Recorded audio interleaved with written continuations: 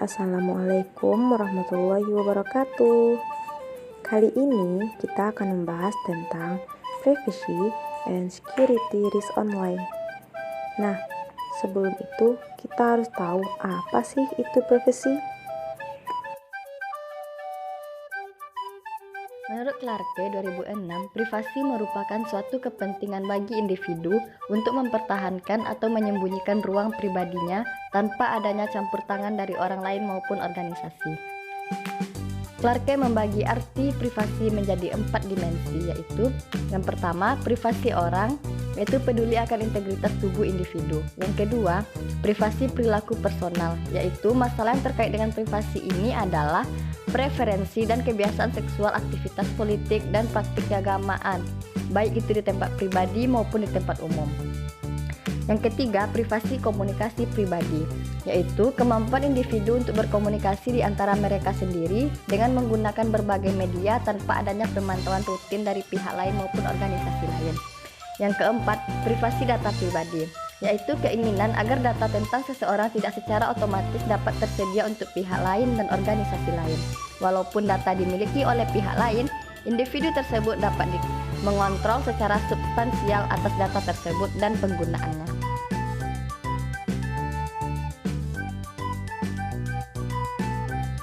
Privasi, kepribadian, dan karakteristik. Privasi penting bagi orang dengan cara yang berbeda. Ketika kita memikirkan orang-orang yang kita temui secara teratur, kita mungkin dapat mengidentifikasi beberapa tipe individu yang berbeda. Ada orang yang terlalu banyak berbagi, memberitahu semua orang di sekitar mereka apa yang menurut orang lain mungkin informasi yang paling baik disimpan untuk diri mereka sendiri. Ada orang yang sangat tertutup, jarang berinteraksi dengan orang lain selain pada tingkat yang dangkal, memilih untuk menyimpan informasi untuk diri mereka sendiri. Individu dengan masalah privasi yang lebih tinggi cenderung tidak mengungkapkan informasi pribadinya. Itu adalah menurut Johnson, Rapp, Buchanan, dan Payne-Caufield 2010. Teori manajemen privasi komunikasi. Yang dibahas dalam teori ini adalah bahwa pengguna individu atau kolektif percaya bahwa mereka memiliki informasi pribadi mereka dan memegang hak untuk mengontrol bagaimana informasi ini disebarluaskan. Selanjutnya, bagaimana individu melepaskan privasinya? Brenner 2006 berpendapat bahwa ada 6 perkembangan tertentu yang setidaknya memfasilitasi individu dalam melepaskan privasinya. Di antaranya yaitu Google, jejaring sosial, tag RFID, radio frequency identification, kartu loyalitas, tindakan pemerintah, dan alat-alat seperti Kindle. Dalam kasus Google, Brenner secara khusus mengacu pada aplikasi seperti Gmail dan kalender Google yang memungkinkan kita untuk mengatur jadwal dan komunikasi kita. Kepercayaan. Apa sih hubungan kepercayaan dengan pengungkapan pribadi atau privasi? Jadi, aspek inti dari pengungkapan pribadi tidak hanya berkaitan dengan individu yang mengungkapkan informasi, tetapi juga berkaitan dengan hubungan mereka dengan orang atau organisasi yang informasinya sedang diungkapkan.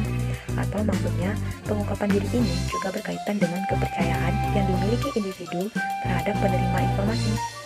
Jadi, kedekatan antara individu yang memberi informasi dengan orang yang diberikan informasi merupakan faktor yang sangat penting. Sehingga, jenis alat komunikasi yang kita gunakan untuk berdiskusi di dunia online itu sangat penting agar semua informasi yang kita anggap penting tidak mudah tersebar dan tidak mudah diambil oleh pihak ketiga. Privasi data online. Jika pertumbuhan partisipasi global di dunia online dan digital meningkat, berarti semakin banyak pula informasi yang diunggah, disimpan, dan dibagikan. Akses ke internet tidak hanya tersebar luas, tetapi telah menjadi sumber utama data pribadi pengguna. Tampaknya menjadi perhatian. Menggabungkan teknologi jaringan sosial dengan telepon seluler, berarti internet telah berpindah ke satu. Maksudnya, apapun informasi yang di internet mudah kita lihat karena kita selalu online dan kita akan jadikan alat komunikasi ini menjadi portable dan bisa digunakan kapan saja dan di mana saja.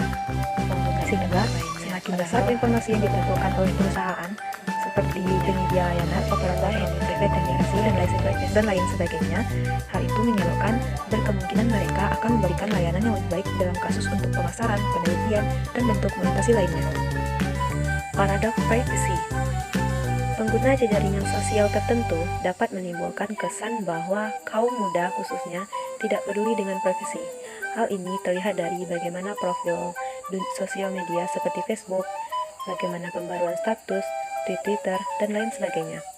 Tetapi, hal ini berlatar belakang dengan pengguna yang lebih tua, di mana pengguna yang lebih tua ini membatasi jumlah informasi yang tersedia tentang mereka secara online, dan paling proaktif dalam menyesuaikan pengaturan privasi mereka dan membatasi siapa saja yang dapat melihat pembaruan mereka. Jadi, paradoks privasi itu maksudnya ialah di mana privasi tampaknya menjadi perhatian banyak orang yang menggunakan internet, namun perilaku mereka dalam hal berbagi data bertentangan dengan pandangan ini. Cara kita untuk mendapatkan kembali privasi ialah dengan menarik diri sebanyak mungkin dari aktivitas dan dunia online. Jadi dapat disimpulkan bahwa pengumpulan data secara besar saat kita mengakses internet itu juga dapat menimbulkan banyak masalah privasi. Dalam menggunakan sosial media, ada kemungkinan bahwa informasi yang kita bagikan itu disalahgunakan oleh individu. Oleh karena itu, kita harus memiliki keamanan dan manajemen risiko.